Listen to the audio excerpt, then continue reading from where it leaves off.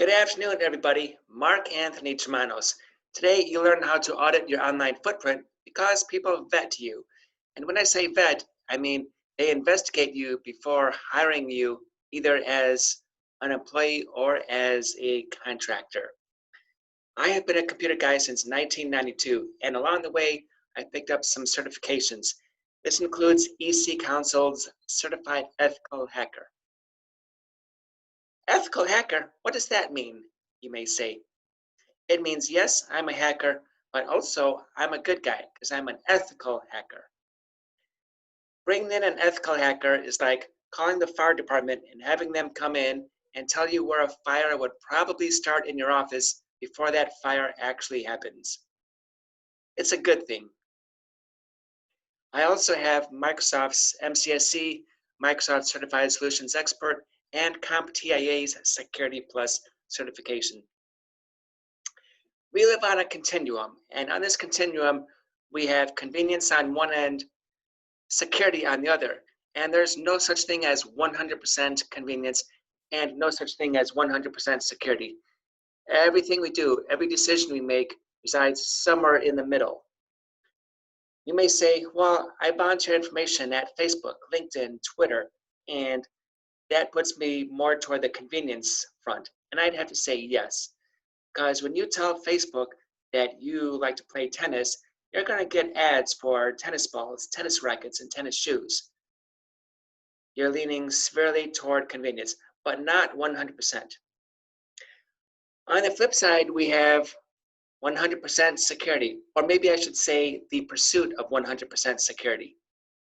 Last year, I went to Atlanta for training and a certification, and I had a few extra days. I went to the World of Coke, and there I stood in front of the vault that holds the secret formula of Coca-Cola.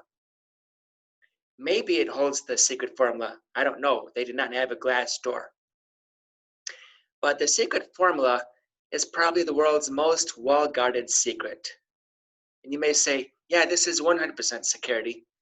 Well, I'm not sure about that 100% security because Coca-Cola has a guard standing in front of that door, but that guard left her post to take my picture. There's no such thing as 100% convenience and no such thing as 100% security. Everything we do, every decision we make resides somewhere in the middle. Getting back to Facebook and LinkedIn, I told both that I attended Michigan State University. So I'm leaning pretty far toward the convenience side, wouldn't you say? One day I was on Facebook and I saw an ad for a Michigan State University branded MasterCard. And I thought, how did that happen? Why am I getting this Michigan State University branded MasterCard? I live in California. Shouldn't I get one for Stanford or UC Davis?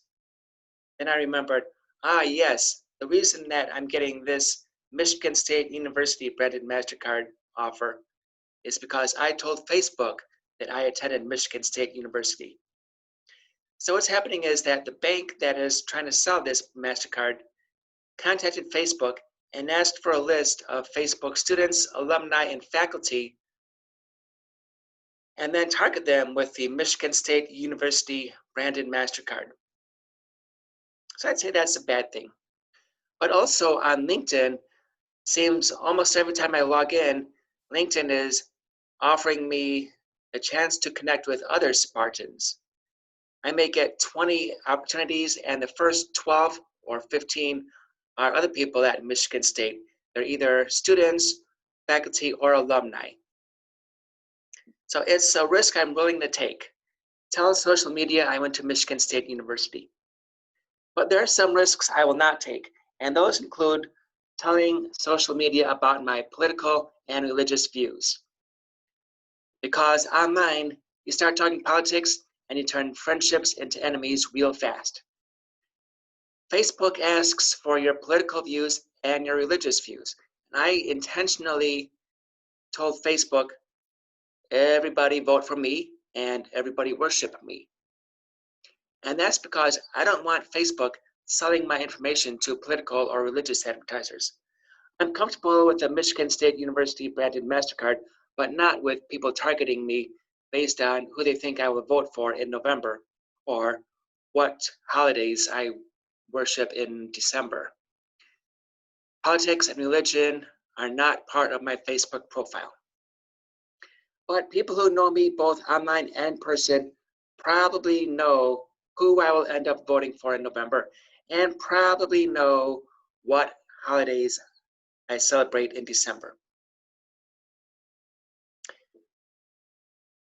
Now, Mark Zuckerberg is in the news a lot because we've all figured out he has taken our personal information, like the fact that we attended Michigan State or whatever school you attended, and then monetized that. And he's been called into the principal's office at least twice. And people say, oh, well, let's get him. He's selling our personal information. Well, it is personal information that you already shared at Facebook. You already consented to have Facebook use this and monetize this for Facebook's benefit. Don't go blaming Mark Zuckerberg because you already volunteered. Facebook is recording. It's recording everything you do on Facebook. Every post, every picture, every video, every ad you click. Facebook is recording. And they came flat out and told us that they are recording. I'm going to read this quote twice from the Facebook data policy page because it's so significant that I think people need to take a deep breath after I read it the first time.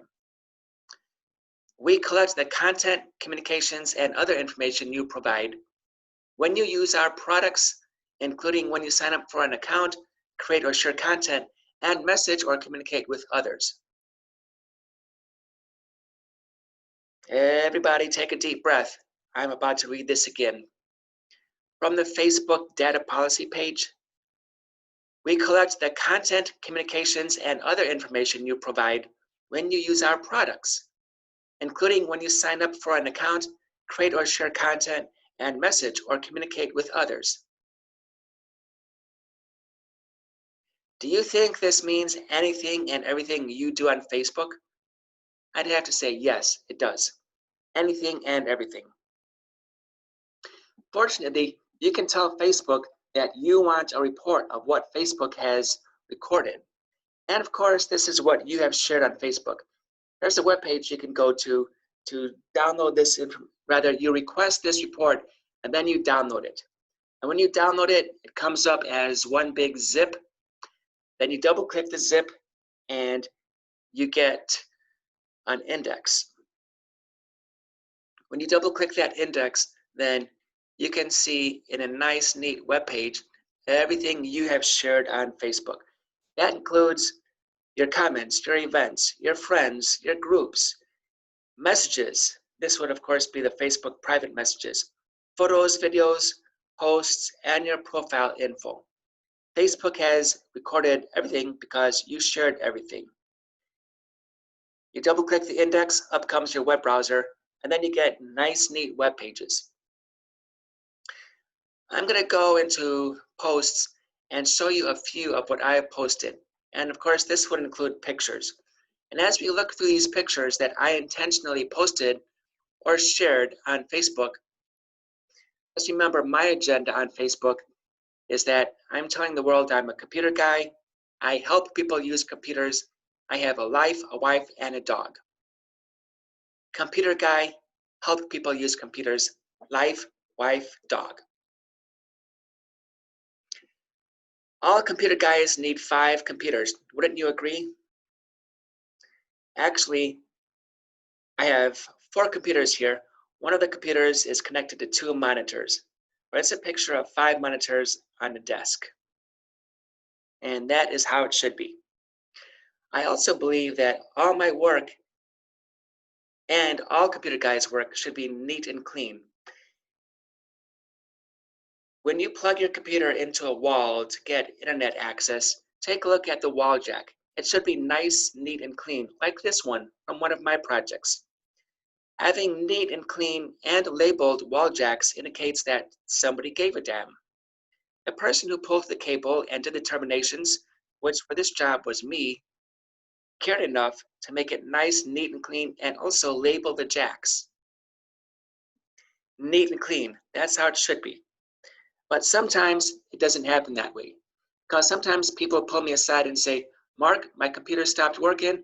Not sure what happened. It was okay yesterday.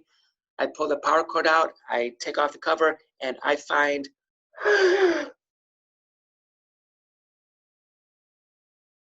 dust bunnies.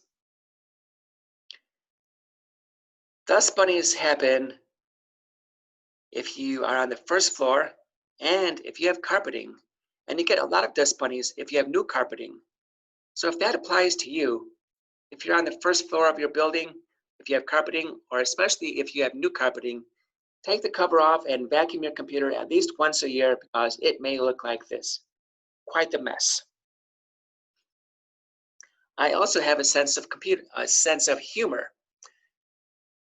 My Star Wars fans will recognize this as, I am your father. Yeah, Darth Vader scolding the cloud.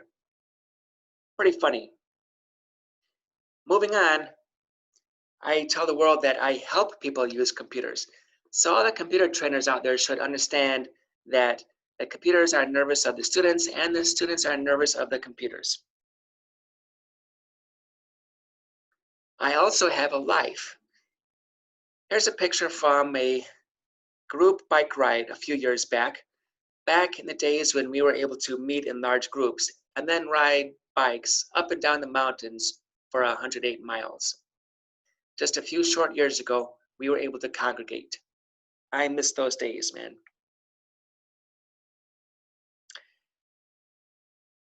Every so often, you find memes or pictures online that are a riot, so just go ahead and share them, and I do that too.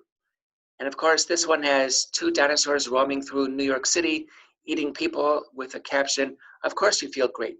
These things are loaded with antidepressants." Yes, we sure are. Sometimes online, we find that people don't do what they're told to do. And I'm going to pause for a moment and let everybody insert their punchline to the keep locked at all times picture. See, your security is as good as its weak link. And if you're not locking the locks, then you are the weak link.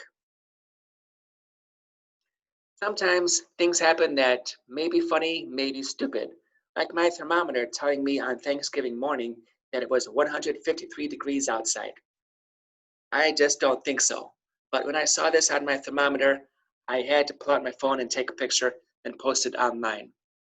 Maybe funny, maybe stupid, but definitely not 153 degrees outside. Let's continue on. My name is Mark and I'm a grammar Nazi. But I'm happy being labeled as a grammar Nazi. Maybe it's because I paid attention in high school English class, maybe because I've written 4 books so far. But I'm happy with people labeling me as a grammar Nazi after I call out these spelling and grammatical mistakes in their hate-filled memes, especially on Facebook. Being a grammar Nazi is a good thing, and of course, being sloppy with our language is a bad thing. Just ask me, the grammar Nazi. Let's move on to having a life, a wife, and a dog. Now this picture, yeah, I know, she's hot, is 20 years old. My wife and I, and back then it was my girlfriend and I, went to San Francisco. I gave her a diamond ring. She said yes, and then someone took our picture. And this answers the question, how does this guy run his love life? You know, people are asking, but they can't say it. If they meet you in person, they cannot ask, are you married, single? Are you gay, straight? Are you divorced, widowed? Are you never married? They cannot ask, but you know that they're thinking it. So it's your job to come flat out and give them that answer. I am hetero and I am married. And Holly and I are approaching our 19-year wedding anniversary in August. I'm happy about this picture, partly because she just said yes, and partly because we chose a day when the Golden Gate Bridge was not fogged in. Pretty good. I'm happy telling the world that I'm married, and I have other pictures that reflect me with a wedding band. On the left, yes, I'm pointing a camera, or my camera phone, at a bathroom mirror, but the big thing here is that I'm showing a wedding band. And on the right, when I toured a TV station, I'm showing a wedding band. I know it's kind of small on this one, but if you look closely at my left hand, yes, there's a wedding band. And my friends here in Sacramento would say, oh, he's at KCRA, the NBC affiliate. How did he get in there? I got friends. Let's continue on.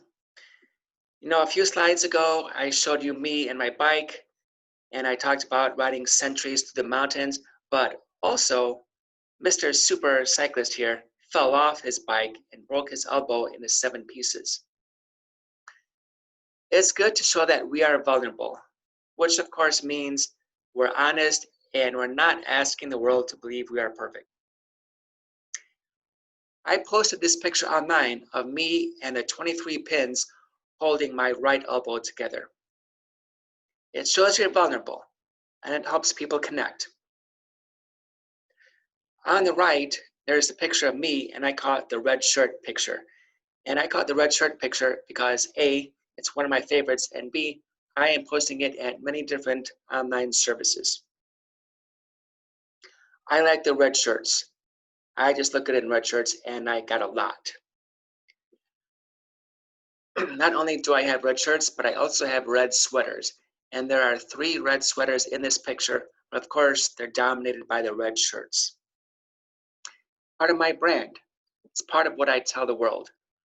Computer guy, help people use computers, life, wife, and well, speaking of wife, when I was rehearsing what I would say for this red shirt picture, I heard my wife laughing in the other room. And I said, what's so funny, hun? And she told me about a picture she saw on Instagram. I walked over and I saw that picture. My ability to remember song lyrics from the 80s far exceeds my ability to remember why I walked into the kitchen. Pretty funny, I agree. Recent addition to the slideshow here. Moving forward, life, wife, dog. Now I will pause for 5 seconds so everybody can say, oh.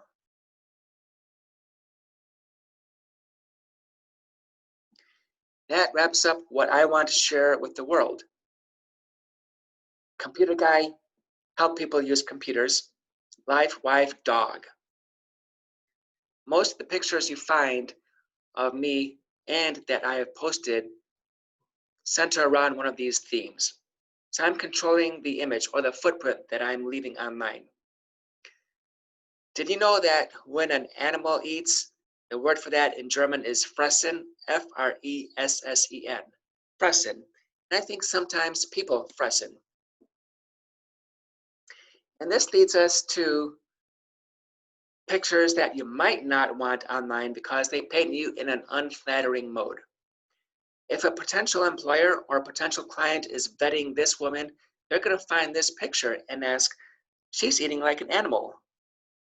Leave that to the dog. Maybe she should get a spoon. What is going on here? She is not being portrayed in a positive light, and that's for sure. Next up, we have pictures that involve people drinking alcohol, and alcohol and cameras is dangerous. Let's suppose the woman in the middle is being vetted by a potential employer or a potential client.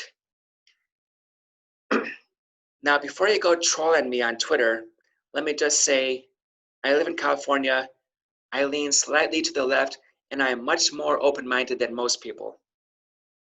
However, when you approach employers or clients, they might not be as open-minded as they should be, and they may look at a picture and make some quick judgments. For example, with this picture, they're vetting the woman in the middle, and they may come up with these conclusions. Number 1, she's a drunk. Number 2, 3 women, no men, why not? And number 3, what's with her left hand? There are some guys I know, I'm sad to admit it, not me, but some guys I know would look at this picture and say, she's a drunk lesbian, let's not hire her, next. Do not troll me, I'm just telling you what's out there. But this is something that this woman in the middle needs to figure out, does she want this picture online? And will some of her prospective employers or prospective clients look at this and say, I don't want her, who else is out there? Not flattering at all. And that's partly because of the alcohol. And speaking of alcohol and unflattering pictures, we have, geez Louise, this guy needs to put on a shirt. I don't know what's worse here, the big beer mug or his beer belly with no shirt. Definitely unflattering. And once again, I have to ask, if you are being vetted by a potential employer or a potential client, would this work to your benefit, or would they just keep on looking? Let's go one step further with the unflattering pictures, because there's a celebrity who decided that all the pictures of him online were not flattering. I will intentionally not say this person's name for a minute, but you may know who this is. Back in 2016, this celebrity decided that there were too many unflattering pictures of him online. He sued Google. He told Google that people were going to Google, typing in his name and getting pictures like this. He wanted Google to remove all those pictures. 2016. He was not successful because this is a recent slide, a recent addition in my show. I was driving around a few weeks ago. It was late April 2020, and on the radio came Sweet Child of Mine. And I thought, whatever happened with Axl Rose and his quest to get Google to remove all the unflattering pictures of him? Yes, it's the same guy. His quest to get Google to remove the unflattering pictures was not successful. He was not successful at other things too, but that's another topic for another slideshow. Axl needs some help because as time has gone on, his pictures have grown worse. It was easier to find unflattering pictures of Axl than it was to find one of him looking pretty good. Of course, that was 20 years ago. Axl needs to audit his online image. And when we audit an online image, we can go to Google Images and type in our name and see what kind of results we get. I'm happy to report that I've been posting a lot of pictures for over 10 years, so the results at Google Images do not include any unflattering images, at least on the first 2 pages. I have the red shirt picture I showed you a few minutes ago. That's on LinkedIn, and I'm leveraging the SEO muscle of LinkedIn with this picture. Then at Amazon, I have my 3rd book, Attract Your Ideal Customer, and a picture from 2002. Back then, before I realized how good red shirts were, I wore a blue shirt and then stared at a camera. 2002, but that's still out there. Then Blog Talk Radio has my 2nd book, Escape the Cubicle, and Expert File has another picture of me in a red shirt. When you post something online, you never know where it will end up. I do not have an account at Expert File, and I do not know how they got hold of that red shirt picture, but it's not working against me, so therefore I let it stay. You never know where something will end up when you post it online. I have good images for the first 2 pages of a Google image search for my name. Remember, use all 3 names, Mark Anthony Germanos. After page 2, Google Images starts showing other people with the same last name. So if somebody's vetting me, they're going to find content that I published on page 1 and page 2. Then page 3, when they see other people, they'll probably stop searching. They'll say, yeah, we got enough on this guy.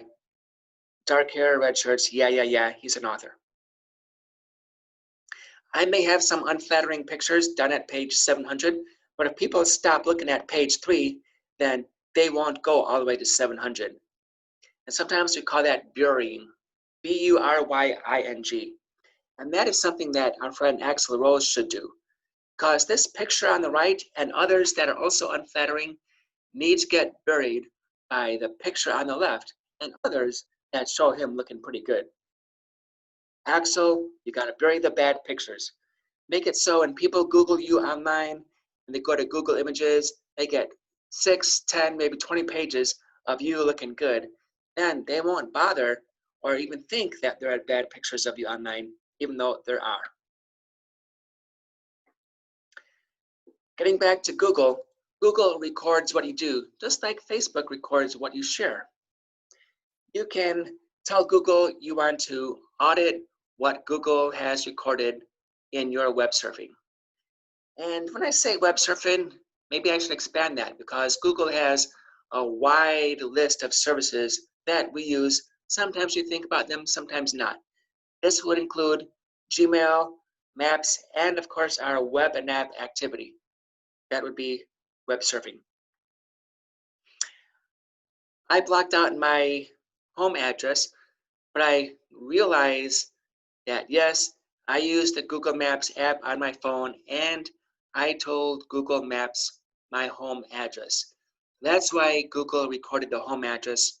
However, I'm also obscuring it here.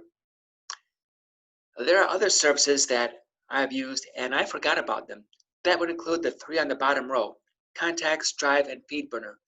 I did not know I was using these services, but Google did, and it's telling me that Google has recorded information in all 3 of these. Google lets you purge data, and I think you should. Here's why. Google takes your information, including your web surfing, and it sells that information to potential advertisers. In the same way Facebook took the fact that I attended Michigan State University and sold that to advertisers, Google does the same. If you surf for tennis rackets a lot, then Google will start targeting you with ads for tennis rackets, tennis balls, tennis shoes, tennis camps, tennis training, because advertisers will tell Google they want a list of people who are interested in tennis, and you, surfing for tennis rackets, have declared that yes, you are a fan or a player of tennis. Google records all your activity and it retains it unless you tell Google to purge. Now in this screenshot and the next one, I'm telling Google to purge everything that is more than 3 months old. And that's because I want Google to have a smaller pool of data to use when selling my information to potential advertisers. Maybe I did search for tennis rackets 5 years ago. Well, I don't want tennis racket manufacturers targeting me now because I just don't play tennis, especially since I have stainless steel holding my right elbow together. Tennis does not happen anymore. So I can tell Google to delete all my activity that is more than 3 months old. Google asks, are you sure? Now in this box, Google is telling me the youngest data that it would purge. And it just so happens that when I took this screenshot, the youngest data that qualifies for 3 months or older is information about me clicking a link for a page about the singer of Roxette dying. I liked Roxette, and I thought her singing was great. Not really a big fan, there are other bands I like more, but I did read this article about Maria Fredriksson dying on December 10. If I left this on Google, then advertisers who want to sell to Roxette fans would find me on a list. Then they would target me for things like concert footage, concert t-shirts, albums, outtakes, biographies, and other items that would appeal to me because I showed interest in Roxette. That's just not the case. So I told Google to delete all the information Google has on me that is 3 months old or older.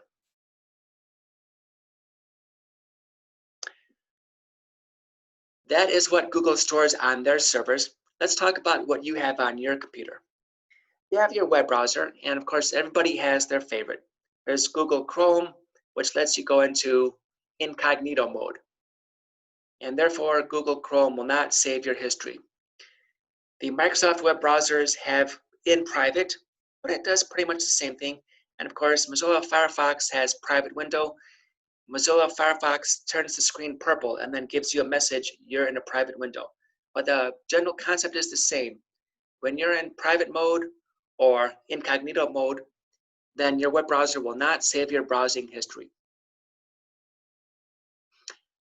Every so often, somebody calls me up to look at their computer, and they say, it's acting slow, I'm getting pop-ups, why is that happening?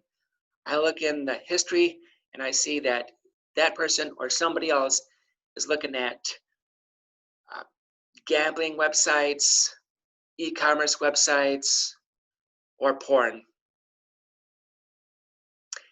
You clear the cache, then everything just seems to run faster.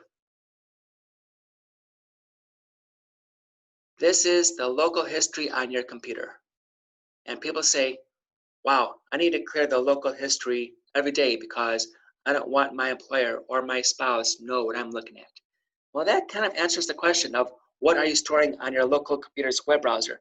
But if somebody is really ferocious enough, they can approach Google and ask what information Google has recorded from you. Because they can go to Google and subpoena your information.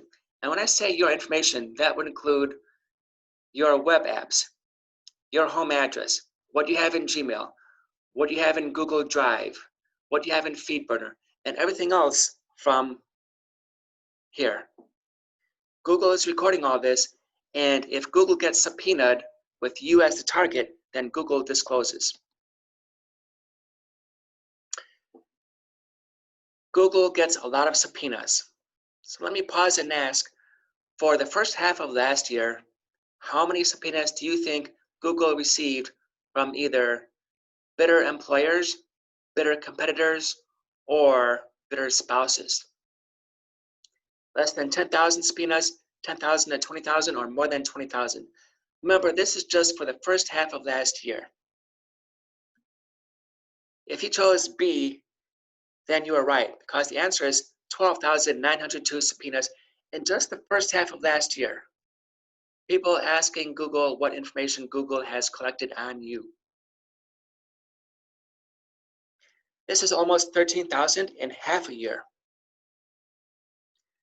So let's do some math. That puts us at 26,000 for last year, and this year it could be higher. Now I'm recording this in early June 2020.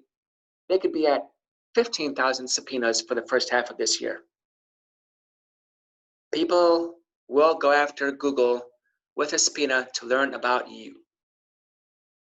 And that's why just going back and clearing your cache from here is not really the answer.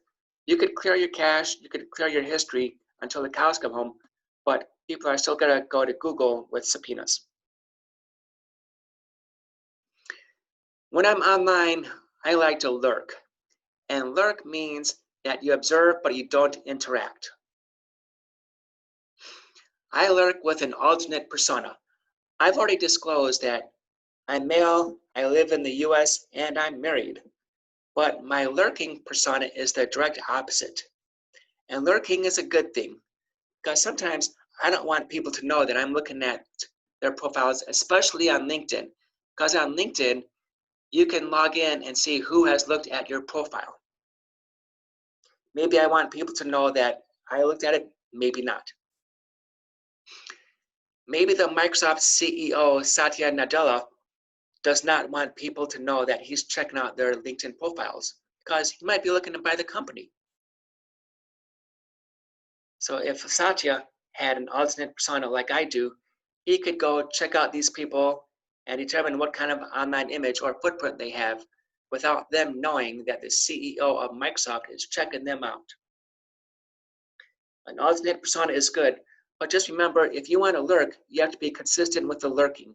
Because once you start interacting, then people will start drawing similarities between your alternate persona and your real persona. Also, when I hack, I like to redirect traffic. That means I make it so when people on the receiving end or at the target check their logs, they will not see that somebody from Sacramento is trying to hack. Instead, they'll see somebody from some other city is trying to hack in.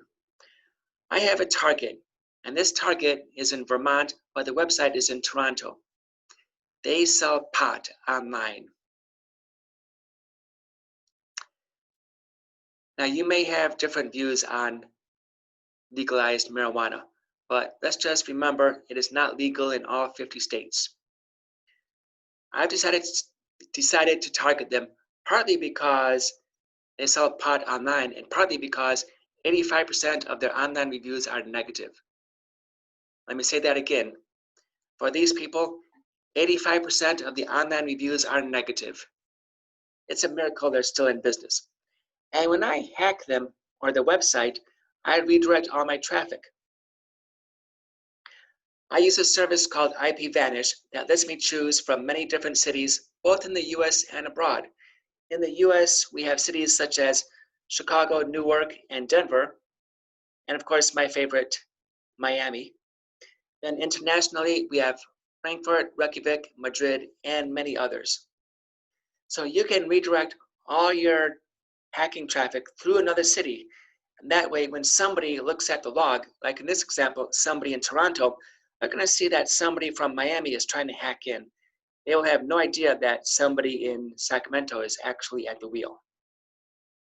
And I'm doing this with IPVanish, a service that is costing me $4 a month, and also telling the world that I'm in Miami.